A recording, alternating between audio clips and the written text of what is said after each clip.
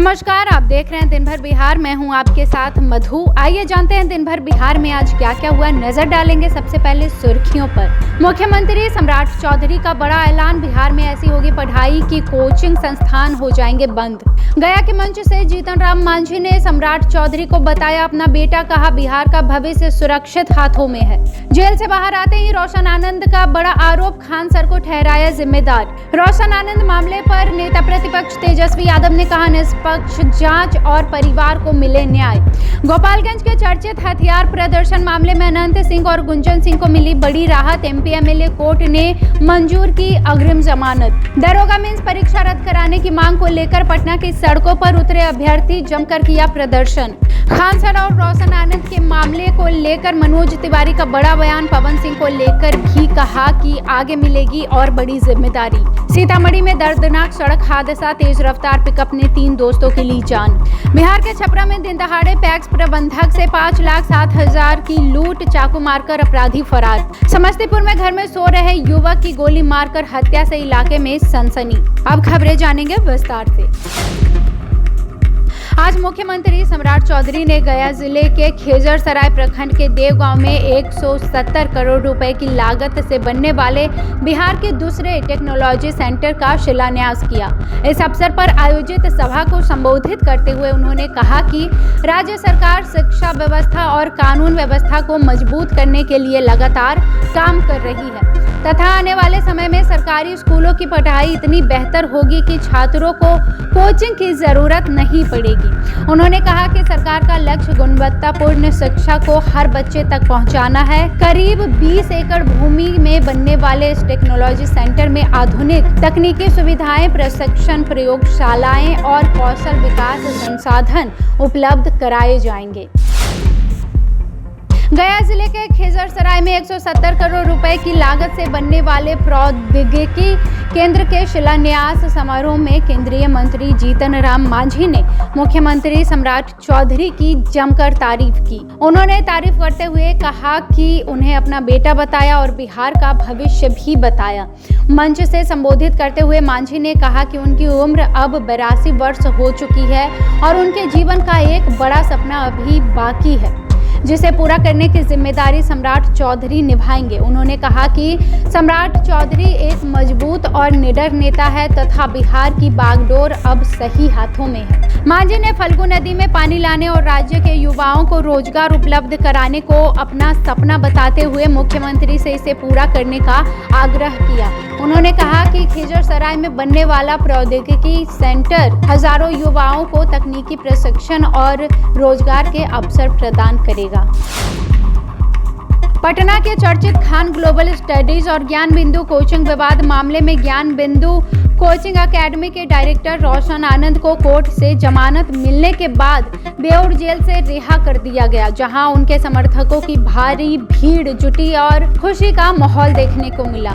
Jail से बाहर आते ही रोशन आनंद ने अपने भाई प्रिंस यादव की मौत को साजिश बताते हुए खान सर उर्फ फैजल खान और किसान कोल्ड स्टोर के मालिक पर गंभीर आरोप लगाए। उन्होंने कहा कि उनके जेल जाने के बाद उनके भाई की हत्या हुई है, जिसमें पूरे मामले पर नए सवाल खड़े हो गए हैं। गौरतलब है कि प्रिंस यादव का शव नेपाल के विराटनगर स्थित एक होटल में संदिग्ध परिस्थितियों में मिला था, जिसकी जांच जारी है और कई लोगों को हिरासत में लिया गया है। वहीं खान सर पहले ही इस मामले की उच्च स्तरीय जांच की मांग कर चुके हैं। ज्ञान बिंदु कोचिंग संचालक रोशन आनंद को जमानत मिलने के बाद उनके भाई प्रिंस यादव की नेपाल में हुई मौत का मामला एक बार फिर से चर्चा में आ गया है। इस बीच नेता प्रतिपक्ष तेजस्वी यादव ने मामले पर दुख जताते हुए कहा कि यह हत्या है या सामान्य मौत है, इसका पता लगाना बेहद जरूरी है और इसका पता गंभीर और निष्पक्ष जांच से ही चल सकेगा। उन्होंने कहा कि यह एक अंतर्राष्ट्रीय विषय है क्योंकि घटना नेपाल में हुई है, इसलिए भारत और नेपाल सरकार को मिलकर पूरे मामले की गहराई से जांच करानी चाहिए। तेजस्वी यादव ने कहा कि रोशन आनंद और उनके परिवार को न्याय मिलना चाहिए तथा सच्चाई सामने आनी चाहिए। उन्होंने कोचिंग संस्थानों से जुड़े विवादों और हिंसक घटनाओं पर भी चिंता जताते हुए कहा कि शिक्षा के क्षेत्र में इस तरह की घटनाएं बेहद दुखद है। गोपालगंज के चर्चित हथियार लहराने और अश्लील गानों के प्रदर्शन मामले में मोकामा विधायक अनंत सिंह और भोजपुरी गायक गुंजन सिंह को बड़ी कानूनी राहत मिली है। स्पेशल एमपी एमएलए कोर्ट सह एडीजे 3 ने दोनों समेत अन्य नामजद आरोपियों की अग्रिम जमानत याचिका मंजूर कर ली है। यह मामला मीरगंज थाना क्षेत्र के सेवराम गांव से आयोजित एक उपनयन संस्कार कार्यक्रम के दौरान वायरल हुए वीडियो से जुड़ा हुआ है, जिसके आधार पर प्राथमिकी दर्ज कराई गई थी। सुनवाई के दौरान बचाव पक्ष ने अदालत को बताते हुए बताया कि वीडियो संदिग्ध और एडिटेड प्रतीत हो रहा है तथा अब तक ना तो एफएसएल रिपोर्ट आई है और ना ही किसी हथियार की बरामदगी हुई है। दोनों पक्षों की दलीलें सुनने के बाद अदालत ने सभी आरोपियों को अग्रिम जमानत दे दी है। फिलहाल मामले की जांच सीआईडी कर रही है और अब सबकी नजरें जांच पर टिकी हुई है। पटना में दरोगा भर्ती की मुख्य परीक्षा को लेकर अभ्यर्थियों का भारी आक्रोश देखने को मिला, जहां सैकड़ों छात्र छात्राएं कथित पेपर लीक और परीक्षा में गड़बड़ी के आरोपों को लेकर सड़क पर उतर आए और मेंस परीक्षा रद्द करो के नारे लगाते हुए पटना कॉलेज परिसर से जेपी गोलंबर की ओर आक्रोश मार्च निकाला गया। प्रदर्शनकारियों का कहना है और उनका आरोप है कि 27 मई को 1799 पदों के लिए आयोजित मुख्य परीक्षा का प्रश्न पत्र लीक हुआ था, जिसकी शिकायत उन्होंने आर्थिक अपराध इकाई, मुख्यमंत्री कार्यालय और डीजीपी से भी की थी, लेकिन अब तक कोई ठोस कार्रवाई नहीं की गई है। छात्रों के प्रदर्शन को देखते हुए पुलिस और जिला प्रशासन अलर्ट मोड में आ गया तथा जेपी गोलंबर पर बैरिकेडिंग कर भारी संख्या में पुलिस बल, वज्र वाहन और वाटर कैनन तैनात किए गए। छात्र नेताओं ने चेतावनी दी कि जब तक परीक्षा की निष्पक्ष जांच कराकर उन्हें रद्द नहीं किया जाएगा तब तक उनका आंदोलन जारी रहेगा और अगर उन्हें न्याय नहीं मिला तो आगे चलकर आंदोलन को और व्यापक किया जाएगा। बीजेपी सांसद मनोज तिवारी ने पवन सिंह को लेकर बड़ा बयान देते हुए कहा कि वह बिहार के सुपरस्टार होने के साथ साथ पार्टी के बेहद कर्मठ और पसंदीदा कार्यकर्ता हैं तथा उन्हें भविष्य में और बड़ी जिम्मेदारियां मिल सकती है। उन्होंने कहा कि एमएलसी बनाए जाने के बाद पवन सिंह पूरे सच्चे मन से अपने काम में लगे हुए हैं और मंत्री बनाए जाने की संभावना पर उन्होंने कहा कि जो विधायक बन जाता है उसका नंबर कभी भी आ सकता है, जो एमएलसी बन जाता है उसका भी नंबर कभी भी आ सकता है, लेकिन इस तरह की चर्चाएं सार्वजनिक रूप से करना सही नहीं है।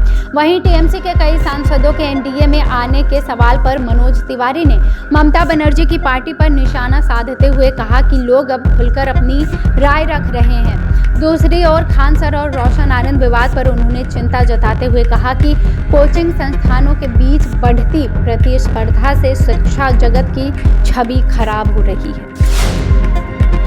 सीतामढ़ी के बथनाहा थाना क्षेत्र में NH 22 पर योगवाना मोड़ के पास एक तेज रफ्तार पिकअप वैन ने बाइक सवार 3 युवकों को कुचल दिया, जिससे इलाके में हड़कंप मच गया। बताया जाता है कि तीनों युवक पेट्रोल पंप से तेल डलवाकर अपने गांव लौट रहे थे, तभी विपरीत दिशा से आ रही अनियंत्रित पिकअप ने उनकी बाइक में जोरदार टक्कर मार दी। हादसा इतना भीषण था कि शिवम कुमार और आलोक कुमार की मौके पर ही मौत हो गई, जबकि गंभीर रूप से घायल मंजीत कुमार ने इलाज के दौरान दम तोड़ दिया। मृतक सहियारा थाना क्षेत्र के मटियार कला गांव के निवासी थे और तीनों एक ही गांव के रहने वाले थे। घटना के बाद गांव में अभी मातम और सन्नाटा पसरा हुआ और परिजनों का रो रो कर बुरा हाल है। पुलिस ने दुर्घटनाग्रस्त वाहन और बाइक को जब्त कर लिया है और आगे की जांच में जुटी हुई है। सारण जिले के इसुआपुर थाना क्षेत्र में दिन दहाड़े पैक्स प्रबंधक से 5,07,000 रुपए की लूट की वारदात सामने आने से इलाके में हड़कंप मच गया। जानकारी के अनुसार केरवा पैक्स के प्रबंधक छोटे लाल शाह अपने घर से अटौरी रामपुल स्थित चावल मिल के लिए रुपए लेकर जा रहे थे, तभी बजरंगिया देवी स्थान के पास पहले से घात लगाए बैठे अपराधियों ने कट्टा दिखाकर उन्हें रोक लिया और विरोध करने पर उन पर चाकू से हमला भी किया गया, जिसके बाद उन्होंने रुपयों से भरा बैग लेकर छीन लिया और वहां से फरार हो गए। घटना के बाद पीड़ित ने डायल 112 पर सूचना दी, जिसके बाद पुलिस मौके पर पहुंची और इस मामले की जांच कर रही है। अभी सीसीटीवी फुटेज खंगाले जा रहे हैं। समस्तीपुर जिले के मुसरी घरारी थाना क्षेत्र अंतर्गत मोरवा उत्तरी पंचायत में मोरवाडी वार्ड 11 में रविवार देर रात अपराधियों ने घर में सो रहे एक युवक की गोली मारकर हत्या कर दी, जिससे इलाके में सनसनी फैल गई। मृतक की पहचान प्रमोद झा के पुत्र मोनू उर्फ सुजीत झा के रूप में हुई है। बताया जा रहा है कि अज्ञात बदमाशों ने घर की खुली खिड़की से युवक पर ताबड़तोड़ फायरिंग की और उसे 5 गोलियां मारकर मौके से फरार हो गए। गोली लगने से युवक की मौके पर ही मौत हो गई। घटनास्थल पर हुई मौत, जबकि गोलियों की आवाज सुनकर आसपास के लोग और परिजन मौके पर पहुंचे। सूचना मिलने पर मुसरी घरारी थाना पुलिस घटनास्थल पर पहुंची और शव को कब्जे में लेकर पोस्टमार्टम के लिए भेज दिया। फिलहाल हत्या के कारणों का खुलासा नहीं हो सका है और पुलिस सभी संभावित पहलुओं को ध्यान में रखकर आगे की जांच में जुटी हुई है।